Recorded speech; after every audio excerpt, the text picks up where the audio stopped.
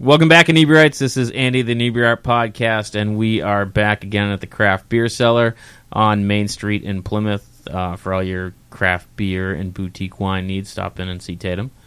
We always kind of have this running list of people who we should have on the podcast, and Fish is like, we should get Bruce Skinner on, and I'm like, Bruce has been on, and I'm like, oh shit, Bruce has not been on. We tried once before, but didn't make it. Yeah. So welcome to the show, Bruce. I feel like this is long overdue. Thank you. This is awesome. Appreciate the invite. So Bruce is a photographer, and is this your full-time profession? Is this kind of like a Uber hobby? It's sort of half-time to three-quarter time. I do another job as well. I run the QA and tech support department for a software company, and I've been doing that for close to 20 years now. Yeah. But I remote in, and it gets a little bit boring after a while. So part of my photography lately is just being able to get out of the house because, I don't have that water cooler to meet with people and have that social aspect. So that was part of what got me into this. Yeah. I got a friend of mine that freelances for on comic books, and, his commute is walking out of his bed to his office. Yeah, exactly. And he joined a gym, and I'm like, you trying to lose weight? He's like, no, I just want to talk to people. I want to see people. Yeah, that's exactly it. Fresh air, Yeah. So what kind of photography do you prefer? Like, what's your favorite thing to shoot? Well, I'm kind of a jack of all trades when it comes to that. Yeah. I am known for my senior portraits, so that consumes the majority of my time from around June till November. It can be quite late into November, depending on the student and how attentive they are to their deadlines. But otherwise, the rest of the time, I prefer doing environmental stuff. Love walking around Plymouth. Obviously, we have a place in Maine. I do a lot up there. Nice. I also do corporate work, corporate portraitures. Recently I did a shoot for the reboot of the John Carver Inn and Spa for their spa section. Oh, nice. So, I don't like to pigeonhole myself. Yeah. Yeah. That's interesting because I know they're... Now, are they relaunching under the same name, John Carver? Well, I don't know about the entire place. This was the spa portion itself. Yeah. But I think they are doing renovations shortly. Yeah. And you were at the Food and Wine Expo? Yes. Yep. So you shoot there all the time? I shoot there all the time for Steven from whatever you call Hophead. Craft Media, Plymouth area events. Yeah. I got hooked in with him, actually. A lot of my friends are runners. And they were doing the 26.2 challenge and a lot of the other running events that Steven puts on. And essentially he liked my photos better than whomever he had at that time. And that's where we started working together. Yeah. It's one of those nice fringe benefits where you get to hang out at the Food and Wine. Oh, yeah, absolutely. I mean, we ended up in the same way. It's like, he's like, oh, why don't you come record the podcast? I'm like, oh, okay. Yeah. It's a nice little... Actually, I think that was one of the first times I saw you guys. I think so. It was one of the first ones. Yeah. Yeah. Because I think this last South Shore Food and Wine was probably my fourth time. And when did you guys start? I think this was our third. Okay. Yeah. So we did that. We've done 2 hop fests. Yep. And we've always missed the Beer and Bacon Expo. We stopped doing those. Missed the Beer and Bacon. Yeah. So when you're out kind of shooting as you're walking around or whatnot, do you kind of always have your camera, or do you kind of specifically take, I'm going to go shoot for a while? A little bit of both. Yeah. It's good to just get your ass out in the morning and say, hey, I want to go take some sunrise photos down by the beach. I've done that up here, behind Burial Hill. Yeah. Some of my more widely known photos are from Burial Hill and, shooting across the bay. And then other times, you just got to grab it and go. Yeah. Yeah, because you never know what you're going to run into. And I have more often than not, driven by something and gone, shit, my camera's at home, Have you ever just tried to use your cell phone? Oh, yeah. I mean, for close-up stuff, but that doesn't work so well for nature, I find. Yeah. You really need a telephoto, and it's going to be tough for cell phones to, compete with that. Right. Yeah. I mean, they're pretty impressive. They are. That they've gotten to. Yeah. We had one show here recently. It was Jody Burkett's daughter, Bree. Oh, yeah. Okay. And the whole thing was shot with her iPhone. Right. The Plymouth Center for the Arts just had, or is currently showing, I'm not sure, a cell phoneography, something like that. Oh, no kidding. Yeah. They do that every year. Now, do you do a lot of digital enhancement? I try not to. Yeah, because I feel like that's a real kind of hot button issue where some people are like really, I'm like, there's no way that can look that way. Hypersaturated. Yeah. Yeah. Well, I mean, it depends on what your definition of, those modifications are. Photoshop is essentially what we did with film back in the day. You go into the dark room, you'd burn and dodge, you would do this. So you'd bring up things that you couldn't see before, darken things that you don't want to see. But creating something entirely different, is that a definition of photography or is that more art? Yeah. Well, photography is an art. Oh, yeah, absolutely. Yeah. So I try to stay away from that, but sometimes, like if I'm doing a shoot with a student, you just don't have those hours and hours to put into setting up a certain scenario. So you might do a little enhancement here or there, a little sun flare off in the corner, something like that. Yeah, and it's not like a model cover where you're going to airbrush out all their flaws and no, they do pay me to do some minor, minor blemish removal, fix the pizza grease and Is it more challenging to shoot a person than nature? They both have their challenges. When you're doing portraiture, you really need to be like a psychiatrist or psychologist. You got to draw people out. You got to get them to smile. You got to get them to laugh. So I'm a bit of a jokester. So I try to set them at ease after a while. And I think that's one of my strengths when it comes to doing the senior portraits. So, yeah. I mean, and then nature. And you just never know what you're going to run into. Yeah. So, yeah. And that senior age, it's like everyone wants to look cool. Oh, yeah. Yeah. Yeah. And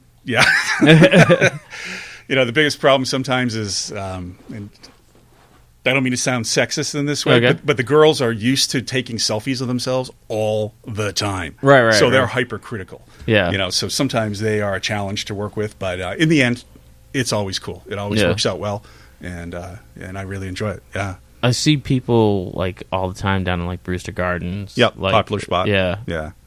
Is it kind of like... Is it cliche? It can be. Yeah. That and the beach. Yeah. Everybody wants the beach. What I try to do is, learn about the kids that I'm going to be shooting and what interests them. Do they do sports, music? What are their hobbies? And try to tailor a location a little bit to that. I will sometimes discourage the beach. Yeah. Just because I've already shot, 10 kids there and nobody wants to have the exact same photo in the yearbook next to their... Sure. So, So we go all over, from Duxbury down to New Bedford. I mean, you name it. Yeah. Nice. Where's the one spot for either, or for any kind of photography, like your favorite spot that you've kind of shot so far? I had a favorite spot until the town stopped taking care of it, and this was in Acushnet. It's a place called White's Factory or White's Mill.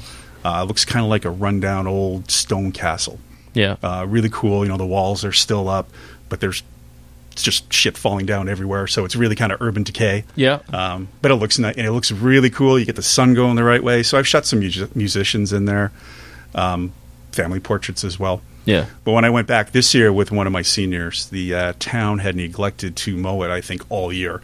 So it was in kind of rough shape. Yeah. So we couldn't use as much of that space as I like.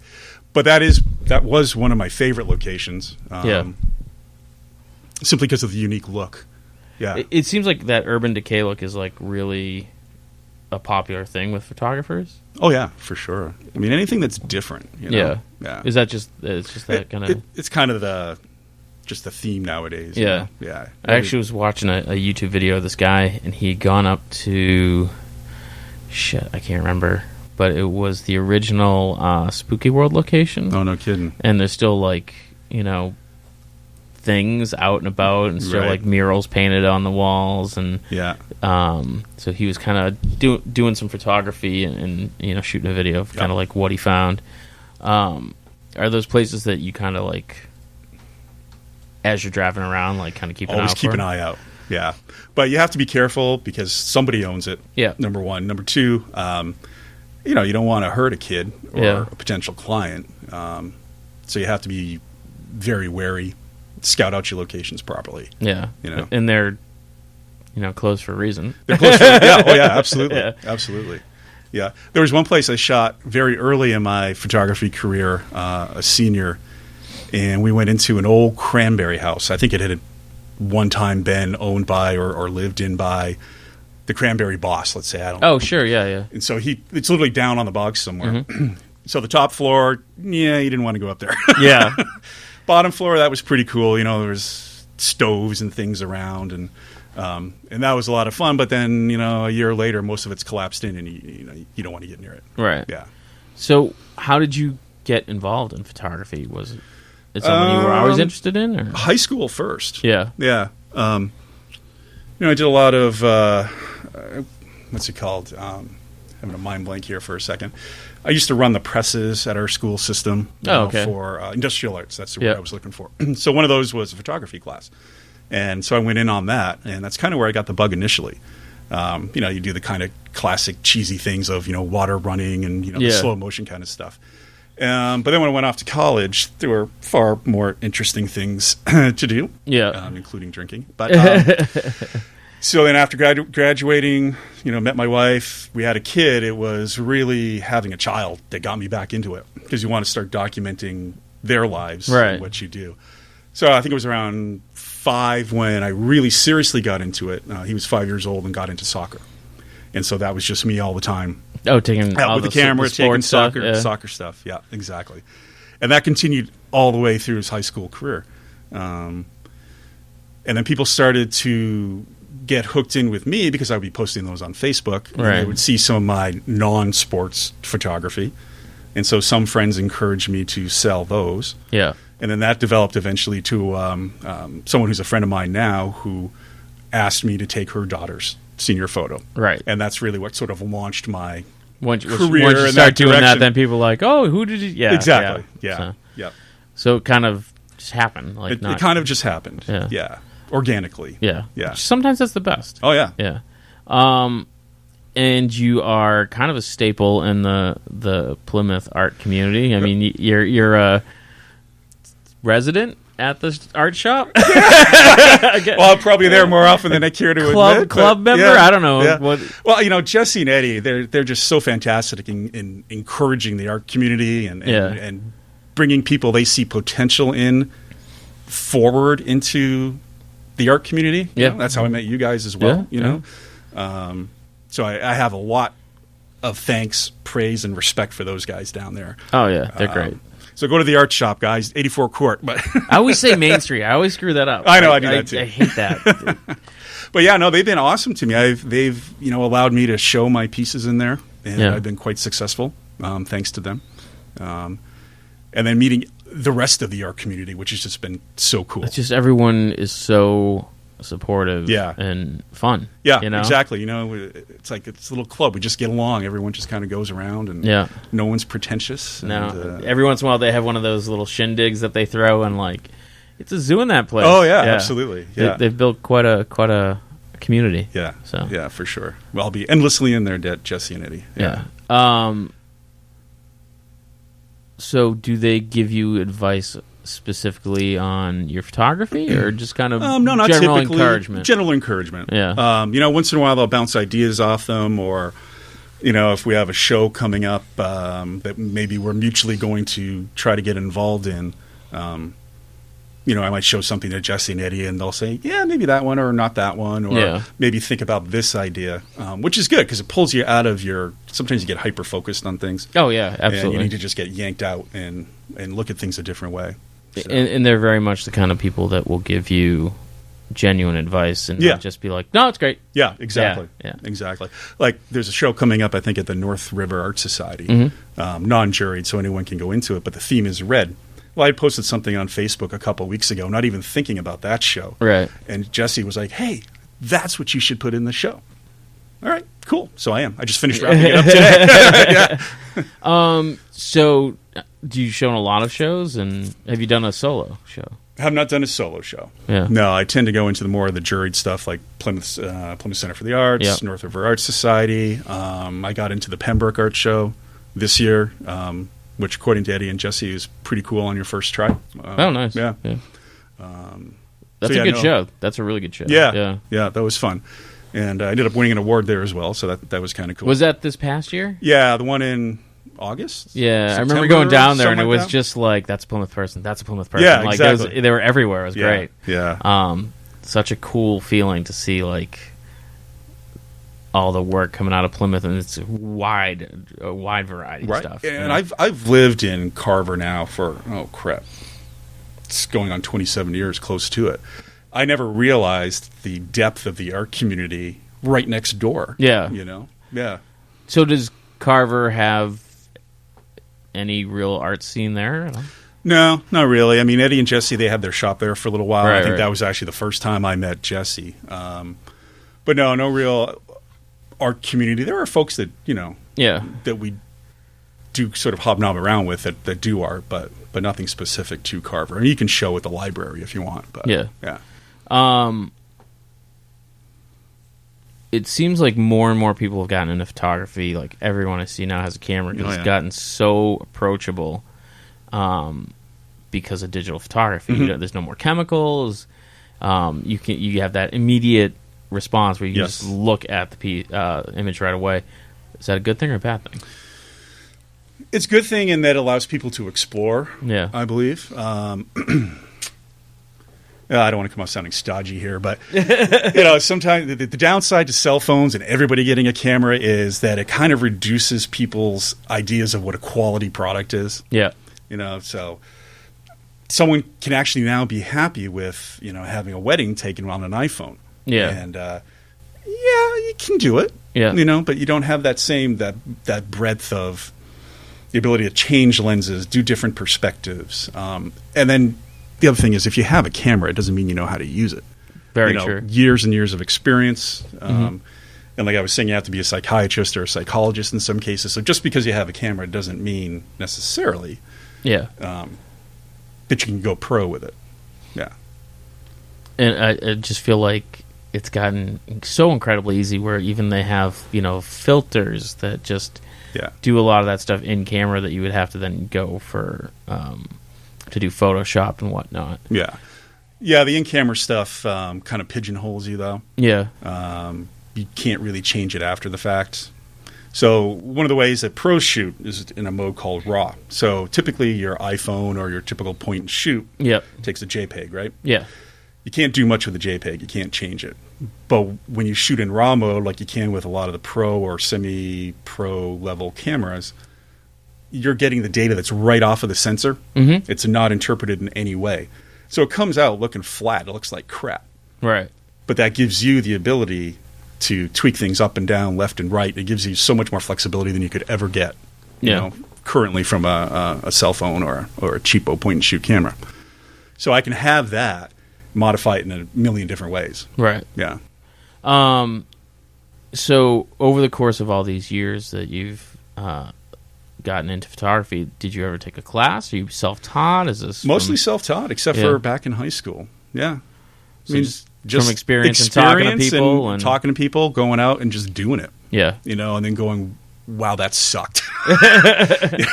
What did I do wrong and how can I do better? Yeah. And we've got the internet, YouTube videos. YouTube's amazing. You can get a lot of information now that you don't necessarily have to go out and take a class.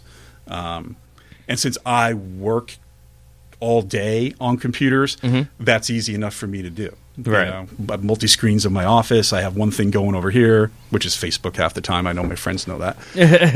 And then, working the other one. So, yeah. Now,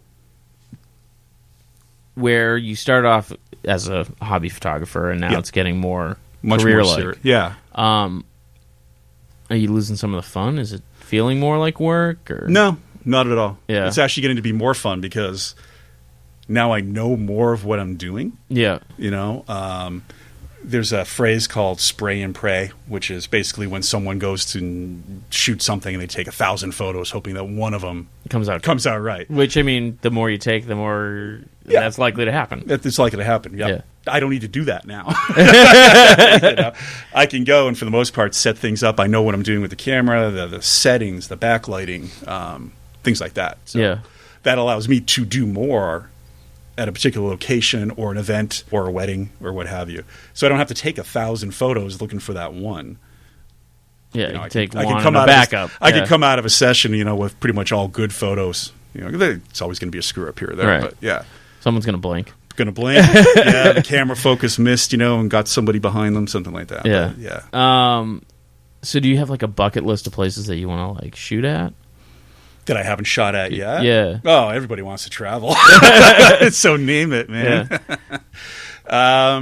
No, not specifically. Where we are right now with a kid in college, there's not a lot of free-flowing money. So where we travel to tends to be more often than not within driving distance. Yeah. And because we are fortunate enough to have a place up in Maine, a family place, that's sort of the getaway and the go-to. Mm-hmm. Get up there, try to make some destinations off of kind of like there. Day trips from there. Yeah, exactly. Yeah. Is there like a day trip that you have like in mind? Like next? Don't give away your spot. Like, we're hoping to head up in February. Yeah. So I have a couple thoughts about that, depending on what the current snow conditions are up in Maine. We're coastal. Yeah. So it's somewhat like here. You can either get dumped on with snow or nothing. And ice or nothing. Yeah. And it could be one thing one day and not anything the next day. So a couple of my locations will depend on what So the you're weather's looking like. for snow or you're looking for no snow? I would like to look for snow. Yeah. Because no snow is what we got here. You can do that anywhere. I can do that yeah. anywhere, right.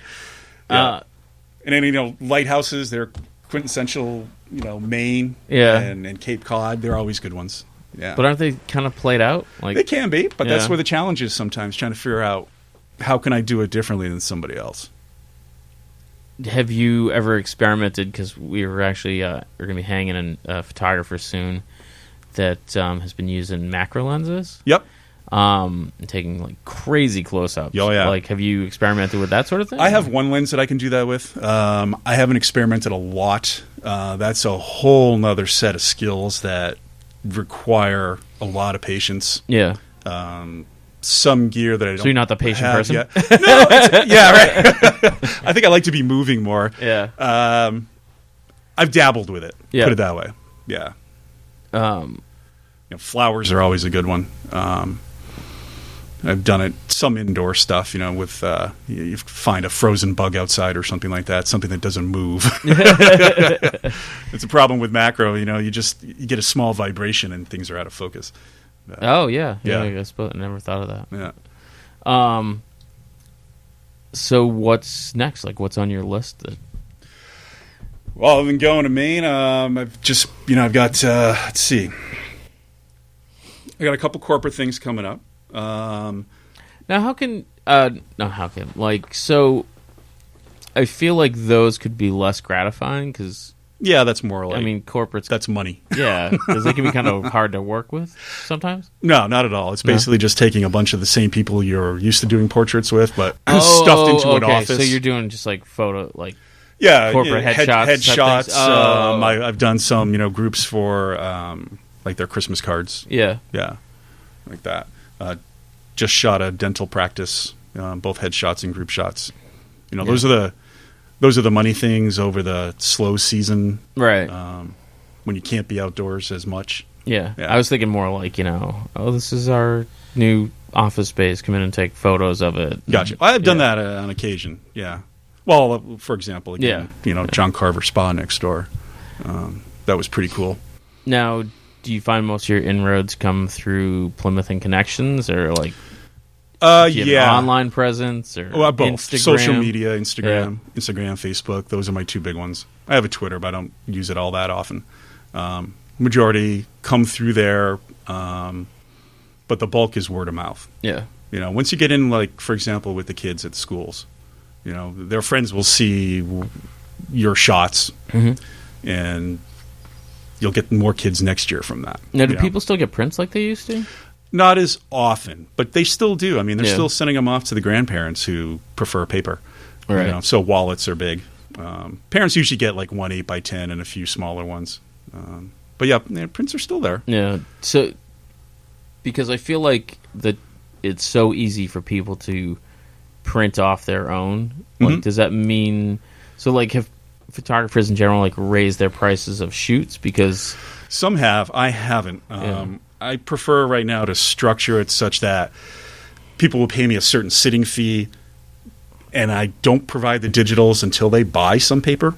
Okay. And that's partially also because I want the quality that I know I've produced to get to them. That can't be done, for example, by going down to CVS or Walmart. Yeah, and banging off an 8x10. When it's representative of my work. Yeah, and when it's done mostly word of mouth, like advertising. Yep. Yeah, you don't want to walk into someone's house and go, "Oh, that looks like crap." that looks like you printed that off an inkjet printer. Who took that? Yeah, and they'll do that too. Yeah. But so I understand, the need for digitals as well. So I do provide them, especially people want to do their graduation announcements and Christmas cards and things like that. But I do encourage them anyway to try to do as much of their prints through me first. Yeah. Do you get a lot of like people doing pet portraits and stuff like that?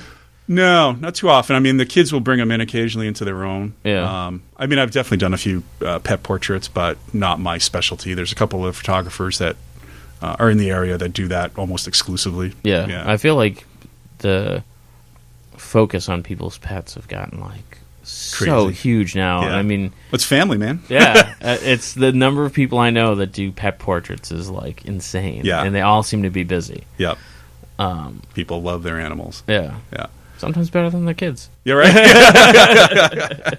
Unconditional love. Yeah. They don't talk back. So you were talking that your son is going into veterinary school. Yes. Does he show any of that creative? He's very science-minded. Yeah. And actually that makes sense because both my wife and I have degrees in molecular biology. So he kind of comes from that background.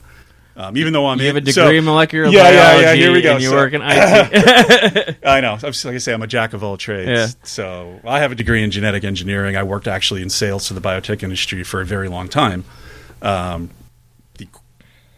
The computer side of things, the IT side of things, kind of developed there. Because if I hadn't gone for my degree in molecular biology, I probably would have gone into computer science. Yeah. So I always had that interest. So even when I went into the sales side for biotech, I was always involved some way with computers. Right. So around the time my son was born, I got this job opportunity. I was like, hell yeah, ability to stay home, be there for my kid. Yeah. Watch him grow up, being able to, experience everything that you would otherwise miss with a typical corporate job. Yeah. Yeah. And then the photography thing just rebirthed from that, as we were talking about. So you're not working on cloning in the garage? No, not anymore. Not anymore. Shh. No, I already have a kid. A wink. Yeah. That's a really interesting kind of sidestep. But I feel like photography, especially back in the day, was way more sciencey than... Oh, yeah, because you have the chemicals. You have the chemicals and the exposure times right. and Absolutely. all that stuff. Yeah. Part of my personality was developed in a dark room, inhaling chemicals all day. Do you feel like you still get to kind of use that science part of your mind? Absolutely. Yeah. Because once you start actually looking into what photography is about, I mean, you've got to deal with how the lenses interact with the light, how your aperture is set, your exposures. It's not just point and shoot. Right. When you start to get creative with it. And so you were talking about how like you got started taking photos of your son as he was playing soccer and such. Are there other like hobbies that you try to like feature into your photography?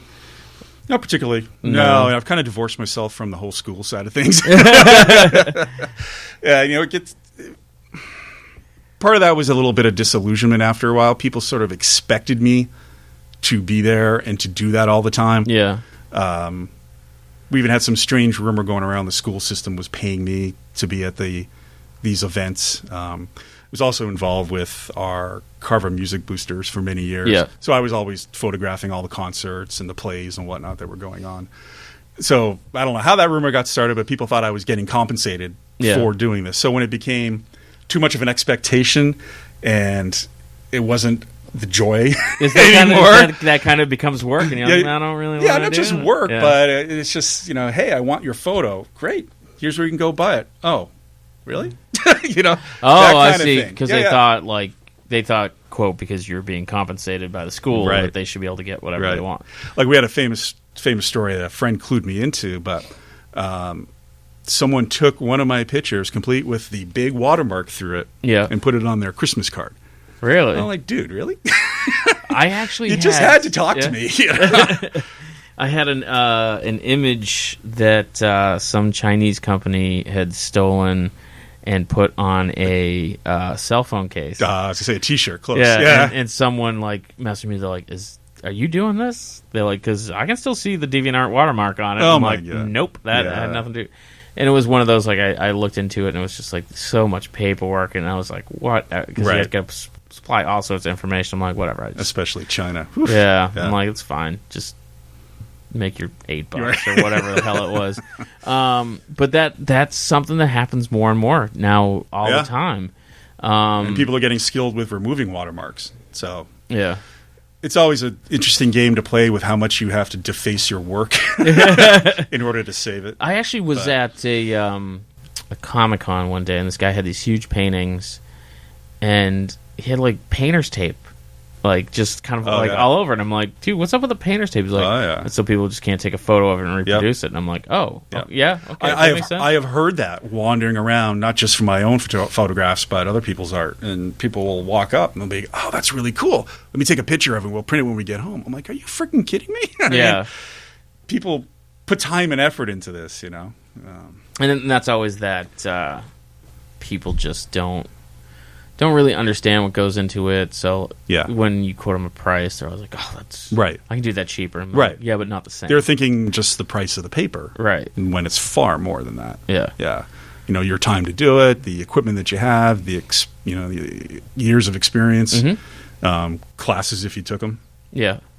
At what point did you feel comfortable charging for your work? Because I feel like that's a kind of a weird situation, because at some point you have to sell it even though maybe not feeling super confident. Yeah, for sure. Or how to price it, even beyond selling it. I think I still tend to not value my work enough. I feel a lot of people do that.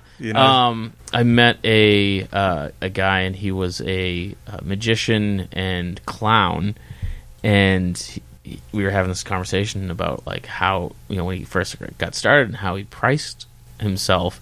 And a friend of his was like, think about whatever it is that you would charge and double it. Yeah, because you're going to way undervalue yourself. Right. I yell at Jesse all the time that our paintings are too cheap. Oh yeah, yeah, for sure. Yeah. So we're kind of in the same boat. You want people to get them and enjoy them, but you have to live. Right, and it's it's that weird you have to live. Is it better to make a lot of small sales? Yeah. Or one big sale every once in a while? And that's kind of... Jesse and Eddie have that great opportunity of being a place where people can come in and buy things in volume. I mean, they can move it through the day. Yeah. Not that it always works out that way for them. And she is one of the most prolific artists I've ever met. She never stops. Yeah. Yeah. I remember she was partaking in our daily drawing challenge one year.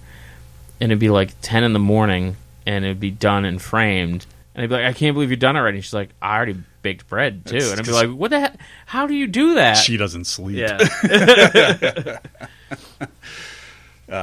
But so the pricing of it all, that's always a challenge. Never quite sure what to do with it. Although, thankfully, again, getting more and more involved in the art community here, I'm starting to get a bit better handle on it. Yeah. Seeing how other people price theirs at various shows and events encourages me to do you ever make do that better. Crazy price where you're like, I don't really want to sell this? Yeah. And then it sells? Yeah, actually. Well, shit. Yeah. Right. I did have one of those. I had one recently at the Plymouth Center for the Arts, and there was one I was like, this is going to be really tough to get back the exact same way. It was an interesting mix of the frame and all the matting and whatnot. And screw it, I'll jack it up. It didn't sell, but I didn't really want it to. Right. But hell, if someone wanted to buy that for that price, I didn't care. So, you've done some really interesting work. Like, there was one that you submitted to one of our shows that was, trying to remember, you printed it on watercolor paper or something? Oh, yeah. Actually, that might have been here. Yeah. Yeah, I was just experimenting to see what that would look like. And it was really, really interesting. So that might have been from Maine, actually. Yeah? One of the lighthouse ones or... it was kind of like a scenery one. Like, it looked like a watercolor when it was done. Yeah, exactly. Yeah. So, that was applied with a little bit of a watercolor effect in Photoshop. Yeah. But that really heavy rag paper has that texture to it that gives it a really cool effect, and you rip off the edges so you get the fuzzy little edges on it. Yeah. So do you often think about like what you're printing it onto? Oh yeah. And everyone's printing on metal now. Yep. I've done metal for a while. That seems to be the in thing right now. Yeah. Well, metal's cool, and it's very cool, and it's durable. It's sharp. You can get rounded edges. You don't. Well, I dropped a piece and like stuck my hand out to catch it. And sliced yourself. Took a big chunk of my thumb off. My daughter's like, "Oh my god, is that your skin?" And I'm like, "Yeah, it is." What are you gonna do? No, I like metal. It works for certain things. Yeah. Does not work for portraiture typically, in my mind. Definitely good for those, beach shots, environmental shots. Yeah. And I will sell it to, businesses because it is kind of durable and you can wipe it down with soapy water and clean it up. That's definitely a cool aspect to it. I'm probably going to be doing metal at another corporate location that's buying one of my prints, and they have a very sort of high humidity lobby area. Oh, I got you. So it's going to be more durable. More durable it's not gonna, for like, that. warp or anything weird like that. That makes sense. So that's good for their investment. I mean, it costs more than paper. Well, actually, it doesn't cost more than paper. It does initially. Right. But by the time you throw in the fact that you got to frame a it, print, it typically is cheaper. Yeah. So the one thing that I always find interesting about actually any kind of digital art, it's not just photography, but how do you work it? So you take your photo, you print it, you frame it, and it sells.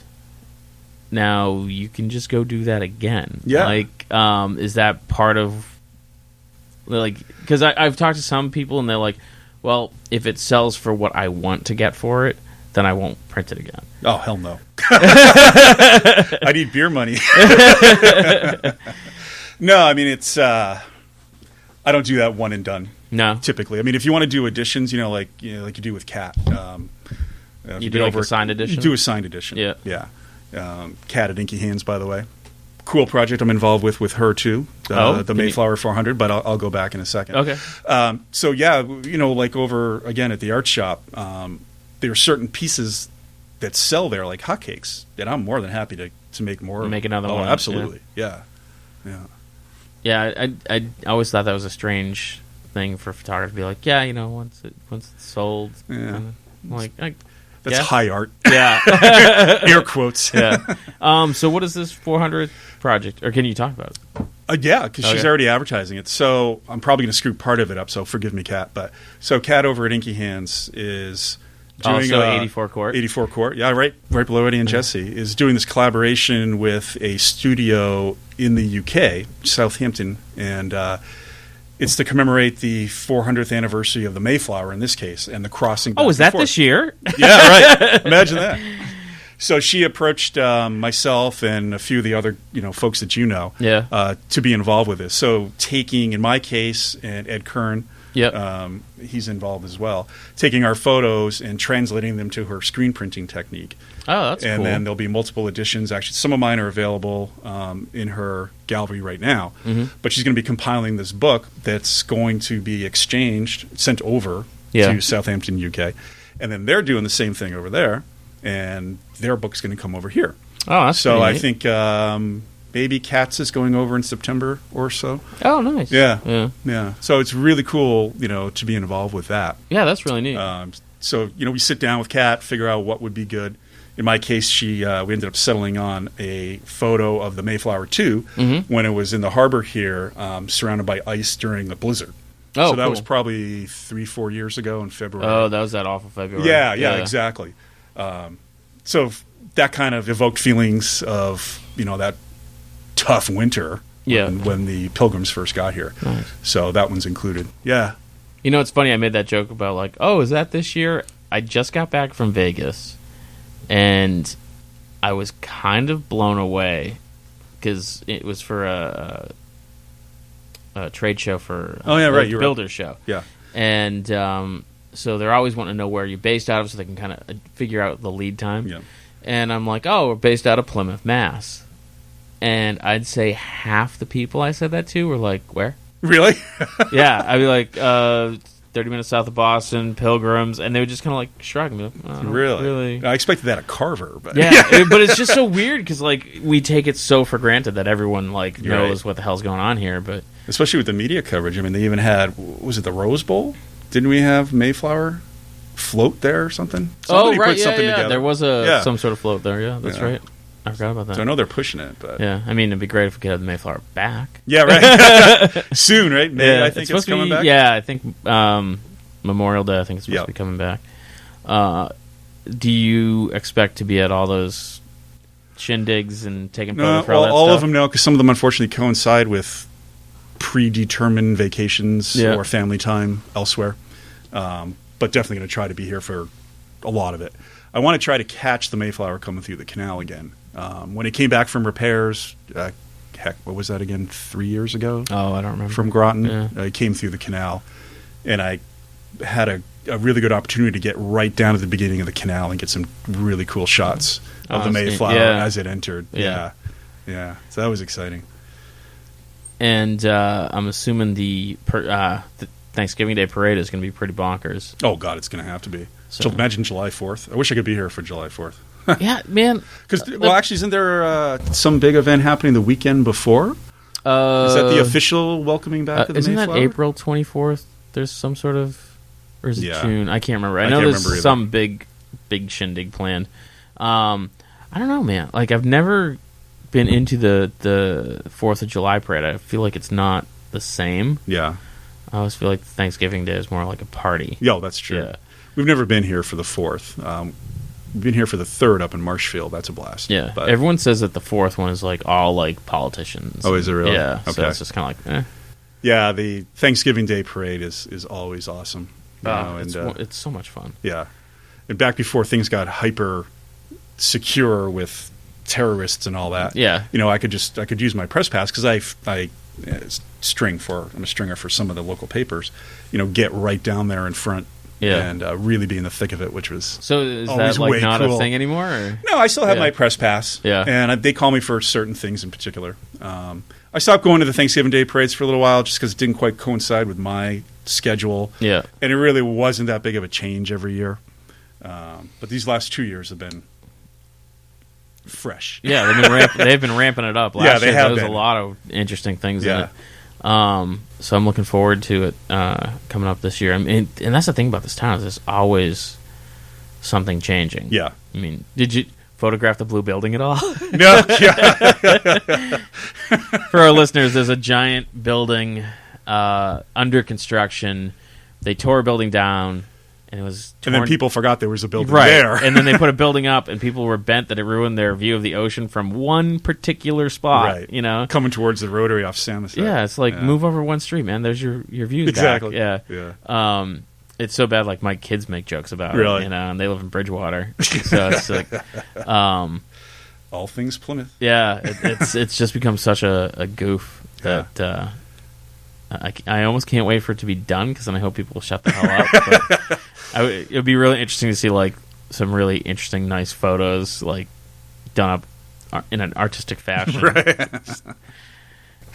That'd be interesting. So, speaking of social media, this is apropos of absolutely nothing. I don't know why I just thought of it, but there was that artist a few years ago that had a show, and all he did was print out somebody else's. No, there were people's posts.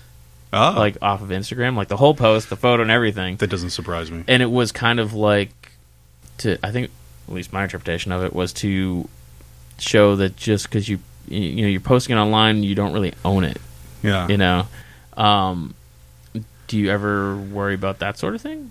Like, oh yeah, I mean, because I'm assuming all your stuff is watermarked, and it is. But like I say, people are getting more skilled with removing watermarks. I didn't even know they could, and they can crop it too if they don't care about the photo that much. They can always crop out the down. watermark. Yeah, I try not to put it up in such a large size that if they did print it, it would come out looking really good. Yeah, but it's hard to fight it. It really is. So you were worried about talking for an hour, man. That's pretty close to an hour. Cool, so man. Where can people go online to find you? So name of my business is Hyperion Photography. I'm surprised you didn't ask me about what that's all about. What's that about? What the hell is Hyperion?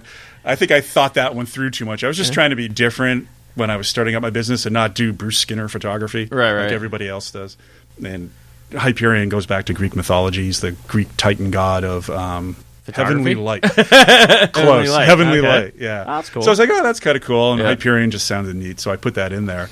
And then, fortunately or unfortunately, it just kind of stuck and rolled forward through the years. But anyway, you can find me hyperionphoto.us, which you could say Hyperion Photo is an easier way to spell that. Yep. Hyperionphoto.us on the web. Hyperion Photography on Facebook, and ditto on Instagram and Twitter. Nice. Yeah. Well, I'm glad we finally got you on, man. I feel kind of like I dropped the ball. I didn't get you on sooner. I mean, we're like at 170 some odd episodes. That's cool. No, but pleasure to be here finally. Yeah. Man. And thank you, by the way, for all the little things that not little things, but the stuff you do for art. Setting up like here at the CBC. Displaying here. We just have fun, man. Like, it's for the beer money. Yeah, for the beer money and just for fun, man. That is for fun. Yeah, we've met so many amazing, cool people. Yeah. This kid at my work apparently was calling me the mayor of Plymouth. Oh, really? And I ran into this other guy at work that I work with at Speedwell. And after like the fifth person stopped and said something to me, he's like, "Holy shit!" And I'm like, "What?" He's like, "You are the mayor of Plymouth." And I'm like, "What are you talking about?" He's like, "Oh, so and so work calls you the mayor of Plymouth." I'm like, "It's just because everyone here has been so great to work with." Yeah, and everyone's welcoming. Yeah, I don't feel that the opportunities I received here would have occurred anywhere else. No, I can't imagine a town, and I'm sure they're out there, but like that.